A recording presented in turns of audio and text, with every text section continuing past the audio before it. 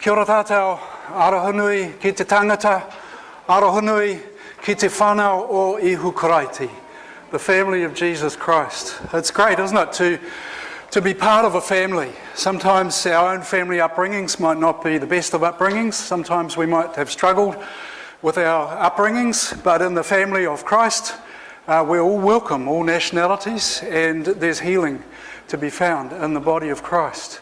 And that's an exciting thing. And sometimes we need to redeem our stories, to restore elements of our stories that get lost. And sometimes we can look back through our whānau, we can look back through our whakapapa, our genealogy, and discover things that are worth redeeming. And sometimes things that have gone off the tracks a bit. But always there's an opportunity for restoration. And I think God's in the business of restoration, of restoring people to himself and to each other. And that's the business of the church, I think. God's body of people is sometimes made up of unusual people, of difficult people, of people who've been lost and people who've been found again. And sometimes when we look around, even at the people sitting next to us, we don't know their story. Sometimes we need to take time to listen to stories of people that are difficult and awkward. And when we take the time, sometimes people show this great sense of relief. Thank you for actually talking to me. Thank you for taking the time to listen to my story, for honouring me with taking the time to hear. Because hearing is an active process, isn't it? It requires you to be engaged. And there's nothing worse than being in the middle of a conversation when you start to share your heart and somebody starts to look over your shoulder to find somebody more interesting. It's, I'll see you later. And you think, well, why did I invest my story, my heart, my brokenness in that person who didn't take the time to hear me? I'm going to be more guarded next time. And I think that's part of our story in this country, is that perhaps the Māori story hasn't been heard. And often Māori feel dishonoured because their stories haven't been appreciated. And I believe that we're in a process in this country at this time where Māori stories are being heard through the Treaty of Waitangi process, through the research that's gone in to restore some of these stories. And as some of these settlements come up, there's a sense of relief in some communities about the place where Māori are saying, thank you for listening. Thank you for hearing what has happened to us. And now we've got some financial recompense. We can begin to rebuild our communities. We can begin to provide some jobs for our young people. We can begin to gather together the resources that will equip us for the future. I was looking at a new scientific magazine not long ago, and it said that psychiatrists now these days, instead of asking what's wrong with you, they're increasingly asking what's happened to you. And it seems to make a lot more sense to me that that's the question that we should ask when people are broken, when people have, what's happened to you? What's gone on to make you hurt, to make you broken, to make you bitter, to make you lonely, to make you feel that you've lost your family? This is a place for healing. I just want to say, come Holy Spirit. And I believe that as we restore our stories as a nation, we can get a better sense of who we are as a country, as a church, as a body of people who are great lovers. Are we great lovers? Yeah. Isn't that what we're called to be? Isn't that the prime thing? We're great lovers and forgivers and people who can help move things forward. I think that's what God's put us in place for as a body of believers, to be as Christ was in the world, to help move things forward, which means that we're not disengaged from the political process. And sometimes when we say Treaty of Waitangi, we go, that's political. Actually, it's not. We're engaged in this process. And I think we're at a critical time in our history, 200 years since Samuel Marsden came and spoke the seed words of the gospel in this land on Christmas Day 1814. And then 6 weeks later, next year, 175 years since the Treaty of Waitangi, that kawanata, that agreement between the two peoples that we can walk together. And it's a great time to be thinking about these things. But at the same time, we're thinking about the Great War. 100 years ago, all our ancestors, Māori and Pākehā, went to war to fight for the British Empire. That's left pain. That's left us with losses in this generation too, the losses of grandfathers and great uncles and relatives that could have made this nation a different place. It's time to restore our stories, to redeem our stories, and perhaps to look at some of the origins. Let's go back a little bit and see what we can find. This is the painting from my wife, Paula Novak, who couldn't make it because she's had a bad accident. She's been through a real difficult year, a year of pain. She broke her back, she fell off the roof, and 6 weeks ago she was in Wellington Hospital having a brain operation for the dealing with aneurysms in her brain. And it's been a really difficult time, but I feel that my wife is surrounded by prayer because people all around the country have been praying for her. She could have lost her life. Life is such a tenuous thing. Isn't it so easy to think tomorrow life could be gone? How precious is life? And I'm just so grateful that the body of Christ have prayed for Paula and that there's something there. There's something around her that's like a Holy Spirit glow because I believe prayer is powerful, because I believe so many people prayed for her, and because I think she's a fantastic artist with a lot to give. Samuel Marsden, Tamihana Te Raupraha, and a surrealised idea of two peoples living together that are important to each other. Joined at the hip, somebody said recently in an article, that Māori and Pākehā are joined at the hip. We can't separate each other. We can't go our separate ways. We're partners in this enterprise. We have to find a way to walk this journey together. So why did the missionaries come to Aotearoa in the first place? They came here to have a piece of paradise and to live the life of luxury. And is that right? No, it's not, is it? I mean, they gave up everything to come out here and live in flea-ridden whare amongst a people who they didn't know, whose culture they didn't understand, whose language they didn't understand. Why did they come? Because they were called, because of a call in their heart to be part of sharing the gospel with a nation at the end of the world. In a way, this was perceived as a prophetic thing, part of coming to the ends of the world. And did they do it in their own strength? No, they believed as they gave themselves to this enterprise that the Wairua Tapu, the Holy Spirit, would be with them, because that was the promise that Jesus made, wasn't he? Go into all the ends of the world and preach the gospel and the Holy Spirit will be there. And this is the end of the world. You go any further, there's dragons or something, or maybe you fall off the end. They didn't know much about the world at that stage, but this is the end of the world, and it still is. So, as a testimony to all nations. So, the first thing I discovered when I was looking into all of these little cliches that so easily occupy our brains, you know, Samuel Marsden whipping past them, missionaries just came to soften up Māori, to steal the land out from under them, was that Māori actually invited missionaries to come here. It was through their engagement with Samuel Marsden in New South Wales, and before that with Governor King, that real relationships and interactions were being established that were promising for a relationship of trust between these two people. Samuel Marsden was noticing that a lot of Māori were coming into port at New South Wales in not the best of health. Māori had decided to jump on board sealing ships or whaling ships or trading ships because they knew that the world was changing and they wanted to be aware, they wanted to educate themselves, they wanted this great adventure to understand what was happening at the other part of the world. They knew that all these trading ships were coming into Kororareka and Russell in the far north and creating havoc really, because this was called the hellhole of the Pacific. This was like rest and recreation for all of these wild characters who'd been at sea all this time, and they'd come aboard with their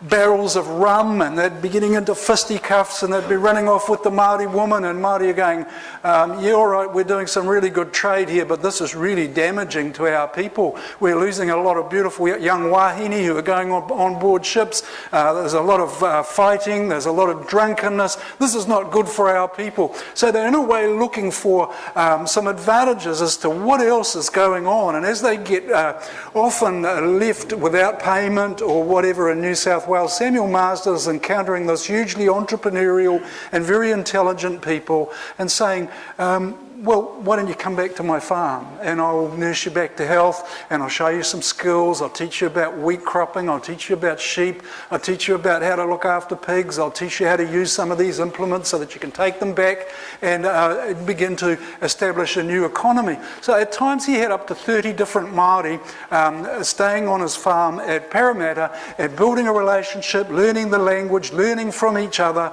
And the invitation came from Te Pāhi, who was a far north chief.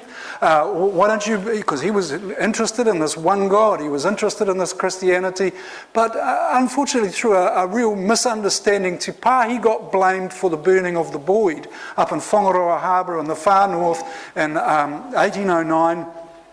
And a bunch of drunken whalers got it all wrong, and they bombarded his village and killed him. And good relationships had been established with Governor King and Te Pāhi, but now he's dead. And now he's been killed by all these drunken people who got his name wrong. It was Te Puhi who caused all the problem, not Te Pāhi. This is a great misunderstanding. Marsden's really upset. It delayed the idea of having a mission presence in New Zealand for about 5 years. And so Marsden's gone to England, to the Church Missionary Society, to get the official framework and permission to establish a mission in Aotearoa. He's bringing back a couple of artisan missionaries, and he looks around at the ship sitting in front of the mast on the Anne, which is a prison ship. He's heading back to New South Wales, and he sees this bedraggled looking Maori sitting there, all black and blue, looking very sick, all wrapped up in a raincoat, and he looks at him and he recognises him. This is the Chief Ruatara. This is Te Pāhi's cousin. He's been to Parramatta. I've met him before. What's happened to you?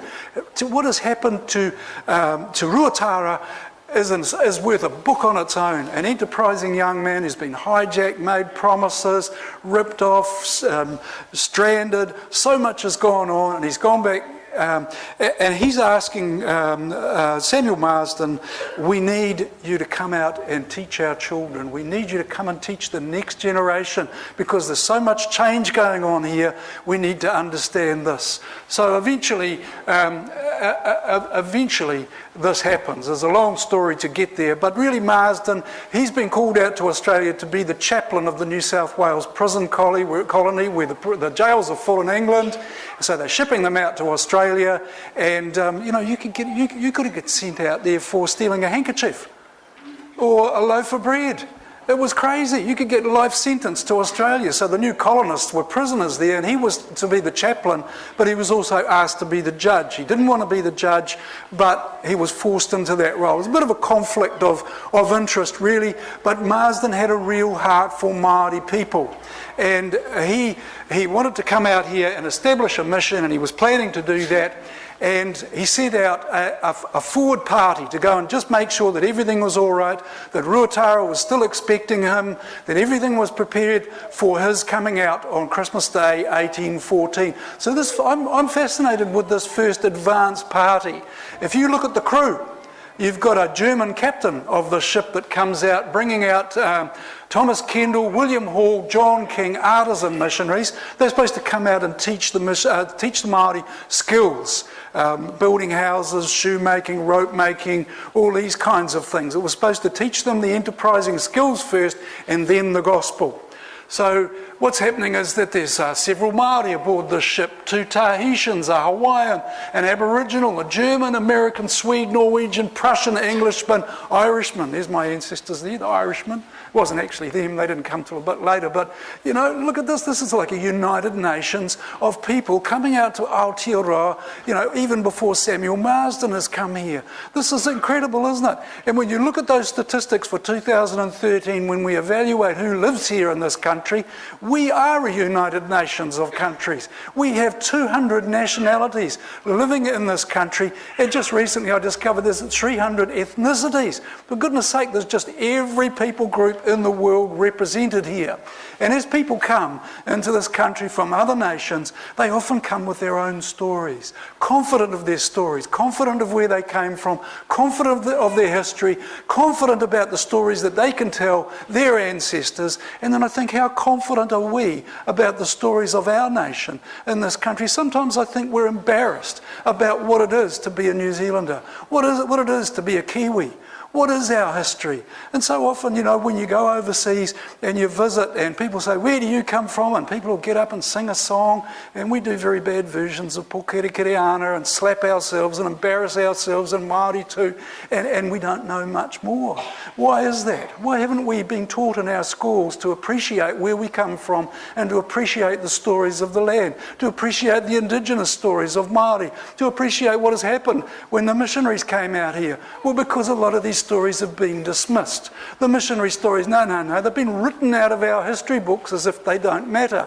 If we take the missionary stories out, we're left with colonialism, we're left with warfare, we're left with politics, we're left with bitterness, and we've lost the richness out of the story. I think the church is the kaitiaki, or the caretaker, of rich stories that bring a breadth to our historical understanding that is really important in this critical time. So the good news, 1814, Samuel Marsden plants the seed here. Māori were prepared for that story. They had not only invited him to come out to bring the message of the gospel, but they had prepared. They were all waiting for him. This was a special moment in history. There were, I don't know how many people there were there, but all the local chiefs were gathered. There were waka all out in the harbour at Rangihawa there. Ruatara himself had set up the podium for the preaching and put all his upturned waka around and organised how it was. It was all very well arranged. But it happened at a time of great difficulty, because Aotearoa was in the midst of civil war. We're in the midst of the musket wars, or the beginning of the musket wars. This whole idea of utu, or reciprocity, was not only about generously hosting each other, but it was also about remembering things that had been done generations ago to your people. So you couldn't live in peace in this country without being concerned that perhaps somebody that had done something wrong to somebody else, sounds like a country and western song, doesn't it? To somebody else sometime might get their own back on you in the middle of the night or whatever. So there was kind of a fear, and there was a constant battling between iwi and hapu and tribes around the place, that the arrival of muskets changed the nature of warfare.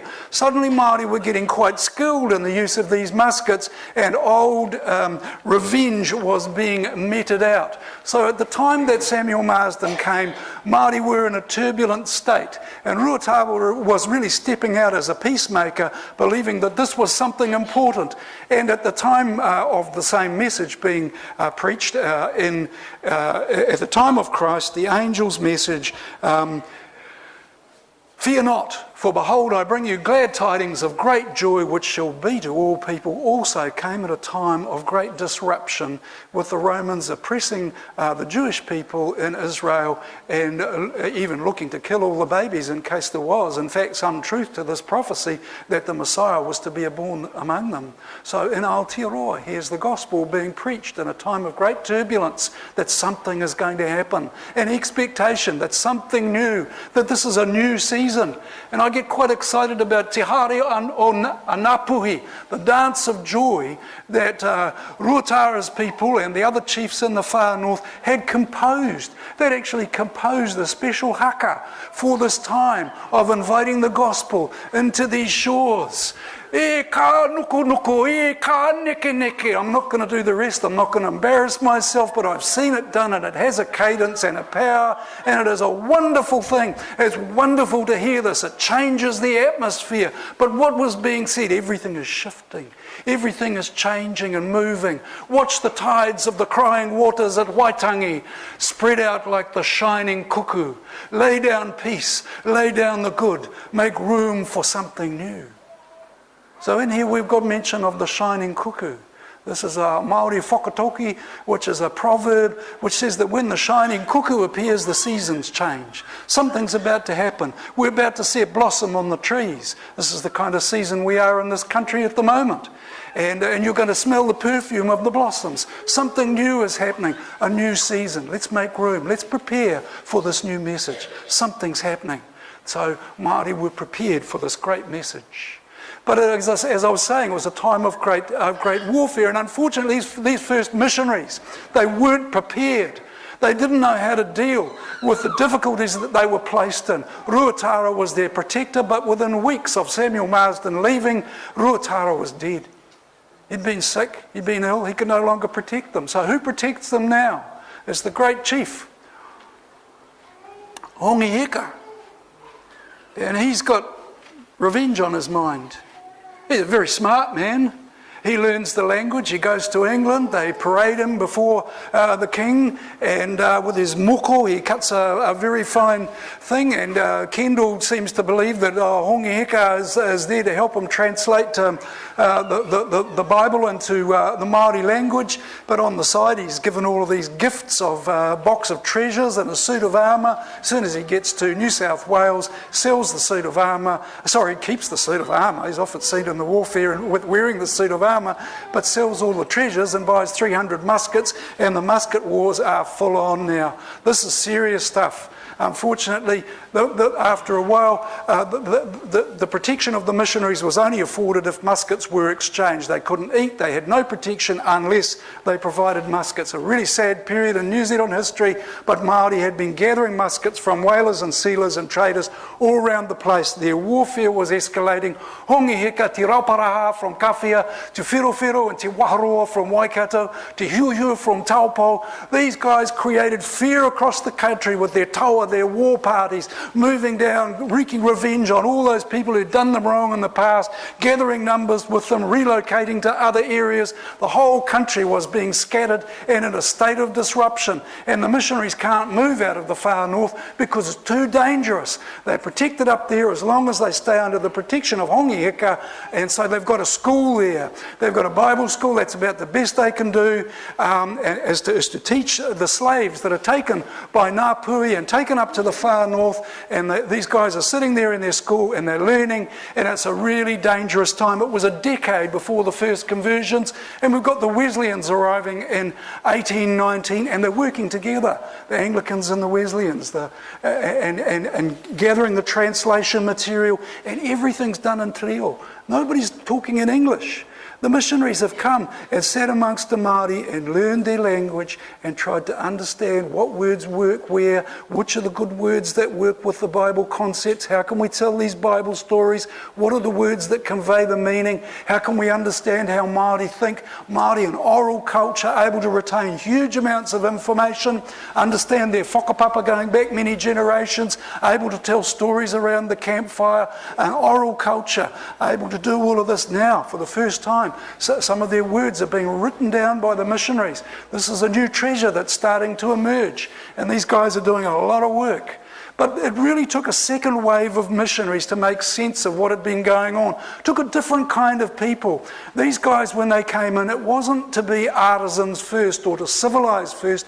No, the gospel of Jesus Christ is what we must teach first. We must give Māori an understanding of who Jesus is and the work that he did on the cross in order to move forward. Let's continue to civilise in terms of allowing them to and giving them understanding of the new skills for growing crops and whatever, but it is the gospel message that must take priority. So it's now really important to gather together all of this study that is done, all of this research that is done by all the various missionaries, some of the young people now growing up, the European missionaries with te reo, with Māori language as their first language. So we're moving into a new era here. And Henry Williams doesn't stand any nonsense. He's a naval officer. He's just come from fighting Napoleon, and he's decided, I want to go to this country and offer my services to Māori, because if you came out here as an Anglican missionary, you came out for life. You didn't just come out for a little holiday. You didn't just come out for a little time. You came to commit your life to this cause, and it's to come along beside Māori, to be their friends, to build relationships, and to preach the gospel of Jesus Christ. So he won respect or mana from Māori by standing between the various warring chiefs, building relationships with them and saying, Tai ho, guys, Just put a pause on it.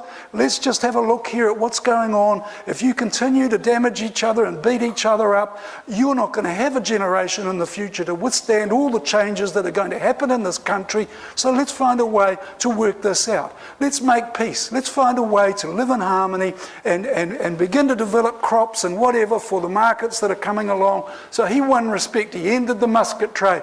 No more trading muskets. He bought in a ship for the missionaries so that they could supply themselves. He put them on a place where they could grow their own crops rather than the place at Rangihawa, which was pretty barren. You couldn't grow anything there. So he set things on a new footing. 1826, his brother comes out. He's a scholarly man, skilled in languages. He's a surgeon, and he too gives his life to be amongst the Māori. And he begins to gather together all of these translations of Kawanata Hau, the New Testament in Māori, and he begins to try and make sense of it. Now, we can put all this together here. We've almost got what might look like a few books of the Bible. We're almost ready to do something with this. So, people say, well, where's the Holy Spirit? Where's all the miraculous stuff? And hey, it's miraculous that they came in the first place, that they would have wanted to be here in the first place. It's miraculous that they survived. And it's miraculous when you think about Henry Williams here turning around and saying of his brother, when he got a hold of this language, it was as if it flowed out of him. It's as if the Holy Spirit was kind of inspiring him to be part of this magnificent work at the end of the world to begin to produce for Māori the gospel story. It seemed to flow naturally from him. And all of these students that had been sitting in these schools in the far north, in the missionary schools, the teachers are going, well, we're not sure they're actually learning anything. That nobody's got themselves qualified to be baptised yet. They had a fairly high standard. You had to know the story of Jesus. You had to know his redemptive power. You had to know what he did on the cross. You had to give up your old ways, no more eating your neighbour or whatever it was, no more revenge. We have to learn about forgiveness, this big principle of letting go and letting God come into your life and change your heart. So they had to understand these things and know the scriptures. It's like a whole process, but there are no takers, it doesn't seem, but little known to the missionaries, as some of these slaves went back to their own people, they took the gospel message with them, and along the east coast there, we've got an extraordinary thing happening. We've got a fella called Rukuata and 7 Ngāti Porou came out to a mission ship as they were just sort of checking the territory, and they went on board and the wind got up and the people thought they'd been kidnapped. But actually the mission ship couldn't come back. The wind was up, the sails were pushing, and they disappeared for a while. But Henry Williams was really keen to get them back to their own people. And 8 months later, he took them back, and they'd been at the mission schools. They'd been gospel trained, and he thought, great, we'll take these missionaries back to their own people, and they can spread the gospel. When they got there were already 1,000 Māori gathering on a Sunday, worshipping God, honouring the Sabbath. They knew the gospel. Other Māori missionaries, if you like, from the gospel school in the far north had already gone back to their people, including Taumata Akura, or Philip the teacher, as his name was known. They didn't know he was a well-known chief. He'd gone back to his own people. He'd talked to them about this new God, Jesus Christ, and begun to speak to them. And they said, yeah, well, that's all fine and good, but we're about to go to war with Whanawa Apanui. We're all geared up here. We've got all the food. We've got the weapons. We're onto it, bro. We're about to smack them over. And Taumata Akura says, well, hang on a minute. If you won't be dissuaded from this course, then we need to come up with some new rules about warfare here. There'll be no cannibalism, okay? No eating your brother. And there'll be no more taking things off the enemy, and we will bury the dead, and we will change the rules of warfare to be honouring in a different way than we've ever done in the past. And they said, all right. And he said, I'll go into war with my Bible held high. And he survived. He came out of it. They won. And there was a discussion between the two parties. And they said, well, listen, we're interested in this new God too. And 20 years of peace is made between Whanawa Apanui and Ngāti Porou, which is just historical. So there's a revival going on along the east coast before any Pākehā missionary has even got there. Extraordinary stuff. So by 1840, there are 4,500 Māori under missionary instruction all the way from Gisborne down to Wairarapa. Meanwhile, William Colenso, who's from Cornwall, He's a skinny Pākehā boy. He's got an idea about wanting adventure. He's hungry for the things of God. He goes to church so often that his parents are embarrassed, mainly because he's going to other denominations than the Anglican one. I think he even went to the Quakers. He was hungry for something, and something happened to him. At a young age, he said, it was as if the candle of the Lord lighted on my head. He got a revelation. He said, I want to go and be a missionary. So, he went to do a printing apprenticeship, and he ended up working for the British and Foreign Bible Society in London, and was hearing all these stories of missionaries coming back from India and other parts of the world. He said, that's what I want to do. And he arrived there around about the same time that William Williams was saying, we're ready to print the Bible. So they said, right, okay, this is it. We'll send William Colenso out with this big old clunky metal printing press. And Colenso says, oh, well, I'm trained up now. I know what I need to do. Here's my shopping list. Well, I need all of these items to be able to do my job properly. Okay, right. So he gets on the ship and he arrives in the Bay of Islands at Paihia, 30th of December 1834. He's only 23 years old. He's a young man. He's got all of his life ahead of him. And can you imagine what it must have been like trying to get, I don't know how much that printing press would have weighed. That would have been huge. And how do you get that off the ship? I suppose they're used to moving cargo around, pulleys and rope and all that sort of stuff. And you can kind of see, they're steadying it over the edge there, and they've got two Māori waka linked together with platforms on it. It's going, oh, hang on a minute, it's getting a bit rocky here. We don't need another boat anchor right now. And you see Māori coming along on their waka going, oh, that looks like lead. That'd be pretty good for the muskets, wouldn't it? Hey, hang on, guys, off to the side here. So they finally get it all on ashore, and there's Colenso. He's opening up all his packages and he's setting it all up for his printing press, and he goes, where's my imposing table? There's a special table that you need to lay out all the lead and columns. Where's my brass columns that I need to put all of the lead together? This is going to be a laborious enough job as it is without missing pieces. And where's the paper, guys?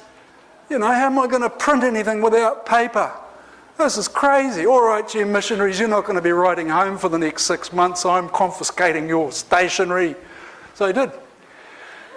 And within 7 weeks, he had printed 25 copies of Philippians and Ephesians using the missionaries' stationery. It's a small beginning. I think the covers were made of blotting paper. By December 1835, he'd produced 1,000 copies of Te Ruka, or the Gospel of Luke. And the demand for this, Māori are considering this as a treasure. Now they're more interested in getting a copy of the Bible, or the Kawanata Hao, or the books of the New Testament, than they are in muskets, because these stories live. When these stories are read and spoken, these are the stories that have been written down for the first time and are now a great treasure. 5,000 copies of the Kawanata Hao, the Māori New Testament, printed by 1838 in England. The demand is so great that there's repeats and repeats. I wish I could get that many repeats on my book. I'd be a millionaire. But, here it is. This is an incredible book that's considered a great treasure. And what you've got is a Māori literacy revolution happening across New Zealand. I want to tell you a little about Tamihana Tarapipi Te Waharoa. He is the son of Te Waharoa, the ferocious chief from Waikato. And he says to his dad, who's on the vengeance run, right, we're going to go and deal to another one of our neighbours down there that's done us wrong. You're coming? And he says, no, something's happened. He said, I've read about the gospel of Jesus Christ. Something's changed in my heart. Something shifted. I'm no longer the person that I was. I can see a future. I can see a different future. And it's not about fighting everybody dead. It's about peace. It's about learning these new ways. It's about learning the gospel. It's about understanding what God's doing in our country. So he said he's not going to go into war anymore. After 6 months. You imagine the 6 months. He's reading, writing and teaching. In English? No. In Te Reo. He's learned his own language through the Bible. The missionary Alfred Brown taught him at Matamata and at Tauranga, and he's going back and teaching his own people. And then there's another little bit of rarurau, a little bit of breakout of war there, and all the missionaries have to run away from their mission stations at Rotorua, Matamata and Tauranga because it's too dangerous, and they're all disappearing off to get away from war parties, and Tamihana's left there to teach teach his own people. Just a little bit more about Tamihana. He had a pa called Peria. Now, Peria is the transliteration of the Bereans in the book of Acts. You read about the Bereans? These were a people, a sect of Christians who prided themselves on understanding the gospel, and if they didn't understand a matter, they prided themselves on their studies. They would go back and they say, well, what does the Bible say about that? Okay, if it says that, then what about this? And they were studious. So he called his pa Peria. And you couldn't get in there, you couldn't live there unless you abided by the 10 Commandments. And they had a chapel, a school, a post office. They had a communications revolution, I mean it. All the letters would be packed up and they'd be sent off by Waka to Auckland, to other tribes around the place. Extraordinary. They had a flour mill, they were cropping, and they were trading all around the place. Incredible. Trouble was he smoked a pipe, and when Bishop Selwyn later on said, come on up to St. John's College and learn how to be a minister, he said, no, I'm not giving up my pipe. Well, you can't come in here. But pedantic, but never mind, it was probably just as well, because he ended up doing a lot more heroic things for his own people and became the founder essentially of the Kingitanga movement, the kingmaker, using the Bible to anoint the heads of kings as a representative for Māori people. Another man I want to tell you about is Hohepa Ripahau, who'd also been at this far north school. He'd learned the gospel, and again the missionaries didn't think that he was anybody special. He was a friend of Henry Williams, but he never got baptised or anything. But he had retained so much information. He had learned the gospel. He had copies of. He'd learned the gospel by heart, and when he was released to go back to his own people, the Ngāti Raukawa from Waitangi, he came across, remember I told you about the war party that caused the missionaries to leave the Matamata area? He came across one of the war parties, and he came across this chief Paura Te Uita, and he was sitting around the campfire there, and he'd taken a Gospel of Luke that was printed on William Colenso's printing press off the neck of an 11-year-old little girl called Tarori, and he had killed her mercilessly. What's this? I'll have this. She couldn't get away in time. Really sad story. Sad for Tarori, but he's got this Gospel of Luke in his hand. And he's sitting around the campfire, and he says to Hohepa Ripahau, what's this? So Hohepa Ripahau sits down and starts to read from this book in his own language. And what is he reading? He's reading about forgiveness. He's reading those stories about the prodigal son. He's reading those stories about the Good Samaritan. And Paura Te Uita is pricked in his heart. Remember in the book of Acts when they preached the gospel and people heard it for the first time and the Holy Spirit fell and people were pricked in their hearts. Something went right down deep. And this is what happened to Te Uita. He'd never heard of the concept of forgiveness before. He was on the warpath. He was only interested in getting revenge, but something changed in his heart that day. And he went to Tarori's father.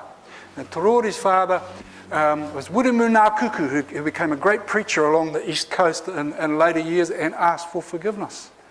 And he said, right, okay, there will be no utu, it ends here. Again, peace made between Rotorua and Waikato, an extraordinary thing. The gospel has gone forth in power from Māori people to Māori people, between Māori people. There's a revival going on in Aotearoa. And Hohepa Ripahau goes down to Otaki, to his people, and he takes this gospel message with him, and he finds some young men who are interested in learning it. And who's the most interested? Tamihana Te Rauparaha. Who's he? He's the son of the great fearful Te Rauparaha, who has caused havoc going all the way down the country with his taua, with his muskets, with his thousands of people. They've taken over the lower North Island. They've been down south on raiding parties. They've killed people on Ngaitahu area. Just been horrific. And he's saying, Dad, I'm not going to war anymore. Dad, I believe this gospel. It's pricked my heart. It's changed my heart. I believe in Jesus Christ. I believe he's got something better for our people, and I want to teach this to our people. So with about 5 or 6 young people who are a little bit afraid at that point of having their books being burned and being ostracised, they said, right, we'll go to Kapiti Island, and I call it the Kapiti Island Bible School, because over there were about 9 young men, and about 5 or 6 of them ended up being ordained as ministers later on. They were faithful, they were true, they stood fast to the gospel, and they stood against the times, and they became heroes of the faith in my mind, including Tamihana Te Rauparaha and his cousin Matane Te Whiwhi. So Octavius Hadfield, he's another a hero as far as I'm concerned. Later on called the conscience of the nation because he stood for Māori when everybody else was saying let's just take their land. He stood with them in so many battles. But when he came out, he was only 24. He was sickly. They wouldn't even accept him for a missionary because it was so risky to have somebody like this with the cough, with the asthma, with all these other things that were wrong with him. He was determined to come out and be part of this. So his friend Bishop Broughton ordained him in Australia, and he came out and he became the first ordained missionary in Aotearoa. And what did they do? They set him to teaching missionary kids, Pākehā missionary kids, in the school there. And he's going, that's not what I came out here for. I didn't come to teach these white fellas. I come to be part of the great revolution in Aotearoa. I want to be part of this great revival that's going on here. I want to go with Māori. And about the same time, Tamiana and Matane Te Whiwhi turn up in Paihia asking for a missionary, saying, we've gone as far as we go, we need a missionary. And Octavius Hadfield says, send me. I would rather die there than here.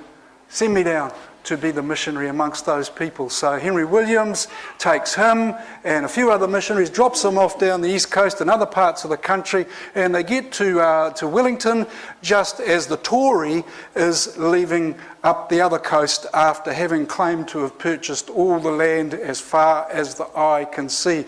That's Edward Gibbon Wakefield's New Zealand company, opportunist, second-hand car salesman, whatever you want to call him. He's come in here after 26 years of missionaries building relationships with Māori and assumed the right to be able to buy land with £6,000 worth of trinkets and claims to have bought all of this and undone so much of the good work that's been established. And I really call it dirty deeds done dirt cheap, and we're still paying for it today with all the pain that has happened ever since that. But if you come along this afternoon, we'll talk a little bit more about that.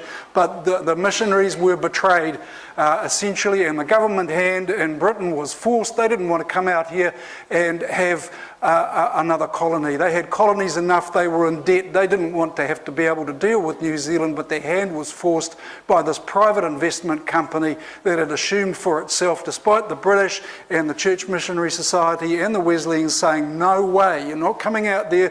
The missionaries have got the matter in hand. We might send a few troops out to make sure that our lawless people in the far north are dealt with, but we're not ready. So their hand was forced to come up with what we now call the Treaty of Waitangi. So here's Octavius Hadfield. He befriends Māori in Waitara. He stands when the land wars happen. He's outstanding. He gets rid of Governor Gore Brown for his bad behaviour, and Rupahoe continues as a peacemaker. And this 24-year-old Hadfield, who was thinking he was going to die, lives to 91. Lives to 91, riding horses between Waitangi and Otaki, and being the first elected bishop in New Zealand. He's a hero. He's a hero. So there's those two guys, Tamiana and Matane Te Whiwhi o Te Rangi, and two other fellas there. So this gospel business, what does it all meant for Aotearoa? What were the good things that were achieved over this period of time?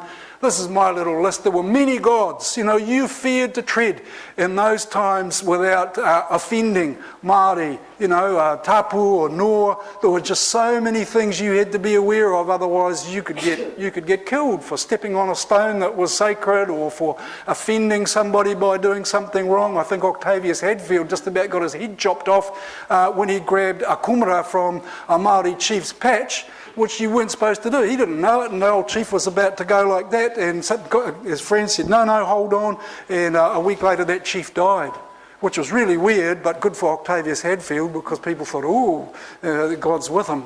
But, they were looking back on those times.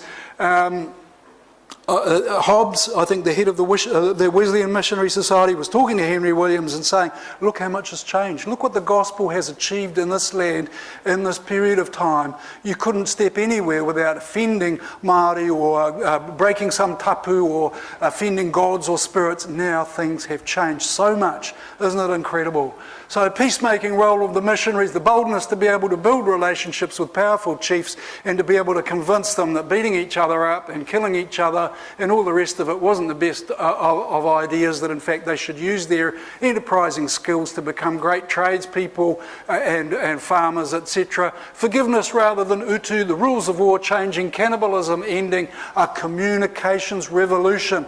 And let me just remind you that it was all done in te reo, all done in the Māori language up until 1867, when the government turns around and says, no, all school teaching needs to be done in English, including Māori. Something in that. Māori succeeded when they had their own language, vibrant and vital and very much a part of everything that they were doing. Their mana was restored. It gave them a sense of going forward, but having to revert to only English, I think, was a scar on this nation that we're still recovering from today. Māori evangelised themselves, Piripi Taumatakura along the east coast, and down in the South Island, actually we don't call it the South Island now, do you know what we call it? Waipunamu. Isn't that much more interesting? Waipunamu. Greenstone, the land of greenstone. Very creative, isn't it? North and South Island. Wow. Okay, it's nice to have the option, isn't it? Both of those. But anyway, so Rawiri Kingi was the first Methodist missionary, the first missionary Māori to preach the gospel in the South Island. So Māori evangelised themselves essentially in the beginning. The idea that all are equal and equally loved under one God, a challenge to the class system that made some people worth less than others. And by 1836, this was amongst the most successful mission fields in the world. And by 1840, about 50% were Christians. I think that number continued to grow, but there was disappointment after that. So, we talked a little bit about this. After 26 years of mission work, the New Zealand company forces the British hands. Here's the Treaty of Waitangi. James Stephen, in the colonial office, is the nephew of William Wilberforce. William Wilberforce was actually a sponsor of Samuel Marsden. So we've got a great continuity of the English humanitarian Christian imprint in this country, with James Stephen turning around and saying, well, if you're going to force our hand, we're going to do it properly. We're going to make sure that Māori Toanga are protected, that their lands are protected, that there's no more of this private colonisation company coming in and taking the land. We're going to look after all of that. We're going to make sure Māori are protected from this kind of carry-on. So when Henry Williams gets back from dropping off Octavius Hadfield, his son Edward helps him. Edward's growing up with Māori as his first language. They translate the treaty in 18 hours. That's only if you consider that they didn't sleep that night. It was a very short-term, very quick thing, but I believe that they did an honourable job. They did the best they could. They were the people most qualified to understand how Māori thought and understood the language, because it had all come from their efforts in producing te reo version of the Bible. So there was a whole culture, as in a lot of cultures around the world, language, literacy, etc. initially came through the Bible. So 5th of February, a colourful drama plays out. No, we don't want you here. Go away, governor. We don't need any governors. We don't need any more Pākehā. Just get out of it. We've had enough of you. Get out of it. And others saying, no, come, we need you. You're doing a wonderful job. And there was this drama playing out. But we forget sometimes that Māori are a very dramatic people, and they will play out this kind of thing until all that needs to be said has been said. And in the end, it was all agreed that, okay, there would be a treaty that would be signed by the chiefs that were gathered there. But then when it came for the signing on the 6th, the next day, nobody moved until Busby called out Honi Hiki's name. Now, Honi Hiki was actually at this stage an Anglican lay reader. Is that what you call him? He was actually an Anglican, a friend of Henry Williams, walked around with a Bible under his arm. Actually, after he cut the flagpole down, that's another story, he goes to Henry Williams and asks for a blessing because he believes he's doing God's work, because he's trying to get the governor's attention to the breaches of the Treaty of Waitangi. So Hiki's a cheeky fella, but he's also the first one to sign the treaty. But before that, then Colenso asks, do Māori fully understand what they're about to sign? And Hobson says, it's no fault of mine if they don't. And then Hiki says, well, Māori will have to rely on the missionaries then, won't they? So the church is intimately involved in the treaty. Is it a political document? At this stage, the church is very much involved. Māori would not have signed the treaty if Henry Williams hadn't convinced them it was a good idea. I think later on he had some second thoughts when he just saw the betrayal that had happened, and that's another story too, but he did everything he possibly could to work with Māori and to convince them that this was going to be a good deal, and to work with the British as well to try and broker this until greed, that old enemy of all nations, all peoples, all of us really, Greed got the worst of it.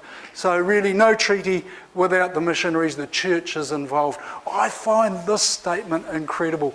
This guy was looking for a project out of a university in Singapore, and he thought, oh, well, I'll go through, well, I'm looking for a project. I'm looking for a project where there's a lot of good data to help me understand something. So he does all of this research, and he finds all of these missionary information that's been gathered through diaries and statistics and whatever, and he gathers it together and he goes, how come we don't know this? For 50 years, missionary work has been isolated from most academic books. It's been dismissed.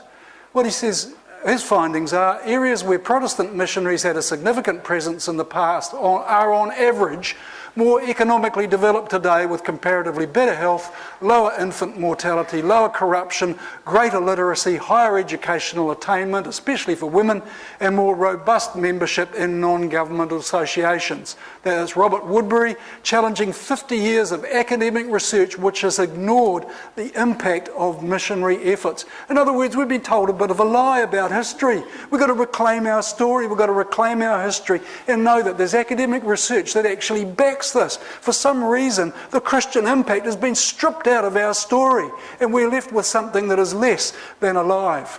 So, the missionaries supported mass printing, Bible reading in Indigenous languages, were advocates for equality in education, and education not being monopolised by an elite, as happened in other cultures. In other words, education was only for those who could prove that they were of the elite class. Here, the missionaries are saying, no, it's for everybody, for girls and boys, for everybody, equal. It's a gospel story. So I think we're at a historical and spiritual crossroads in this country. And just think back to this haka that was prepared for the missionaries as they came on Christmas Day, 1814. And I look back at it and I just think about it. What was the seed that was sown in 1814? I think everything's shifting and moving again. We've got this conjunction of events on the calendar, 200 years of the gospel, 175 years of the treaty. What's going on? Are we at a point now where there's some room being made? The statistics say for Christianity are pretty damning, really, aren't they? At 2013, I was looking at one headline in a Christchurch newspaper that said, smoking and Christianity down, like we're a bad habit that they wish would go away. But there's some reality when you look around the place. The church is involved in lots of different community-based projects, is involved in peacemaking, is involved in healing. And I think it's an invisible force. We're not boasting, we're not trumpeting out loud, but we are engaged in this process. And I'm excited when I hear about this church and its involvement in community restructuring and rebuilding and working alongside people. And I think there's a lot of that we don't know about. But when the time's right, I think God will reveal it. Are we in that time of shifting and changing?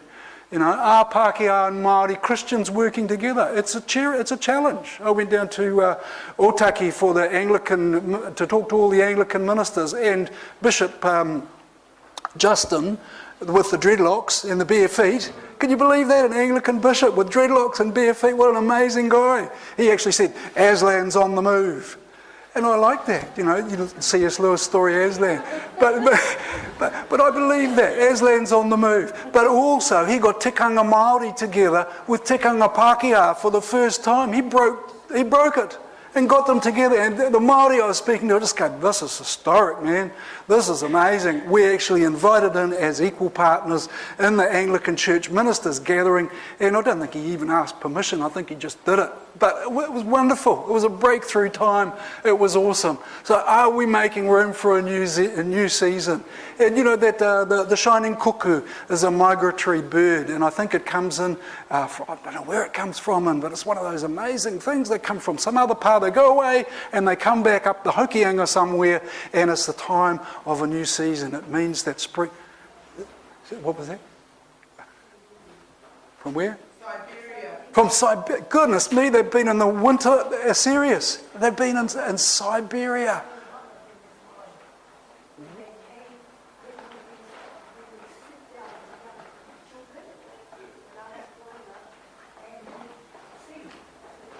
the people down south would sing to honour the return of the shining cuckoo from Siberia. That's where they send exiles, isn't it? In the Russian gulag, for goodness sake. So the shining cuckoo's coming back. Can we smell the blossom? Is this a new season? Is this a new time? Wairua tapu, you are welcome here. I think it's time to restore our stories and make some room. And let's not hold on to our old traditional views. Let's be open to a fresh move of the Holy Spirit. Let's be open to a fresh refreshing of our story. And that's all I want to say. Thank you.